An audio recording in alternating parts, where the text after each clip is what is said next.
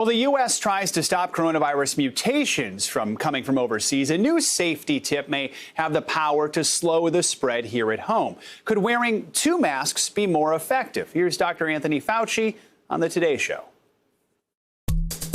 So if you have a physical covering with one layer, you put another layer on, it just makes common sense that it likely would be more effective. And that's the reason why you see people either double masking or doing a version of an N95.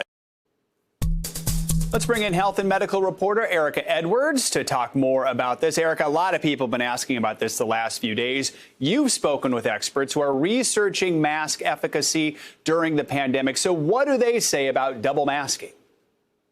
Good morning, Joe. You know, the experts do agree with what Dr. Fauci just said. No matter the variant, we know that COVID-19 spreads through those tiny viral particles that come out of your nose and mouth when you exhale or sing or breathe or talk or what have you. So it makes sense, the more barriers you have to keep those particles in, the better. Now, if I could, with that in mind, if I could demonstrate the beauty of double masking, okay, this is a medical grade 3-ply mask. Experts say it really does work the best when it comes to keeping those particles in. Now, if you look at it, there's a big gap right here. That's really going to let some of those particles out. But if I add just a plain old cloth mask, this is one that my mom happened to sew, it helps sort of, well, there we go. It takes a little getting used to, but it helps sort of keep those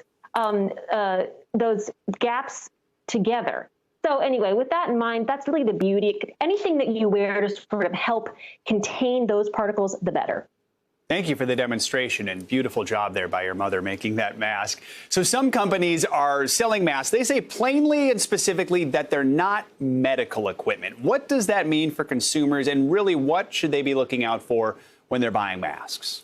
Right. So the Food and Drug Administration technically does regulate masks, including these face coverings, but only if they're marketed as medical devices for medical use. Now, you know, most of the masks you see out there for sale are not marketed as such. Now, N95s, KN95s, that's the Chinese version, they are regulated. However, the market has been flooded with knockoff versions that you're seeing there on your screen.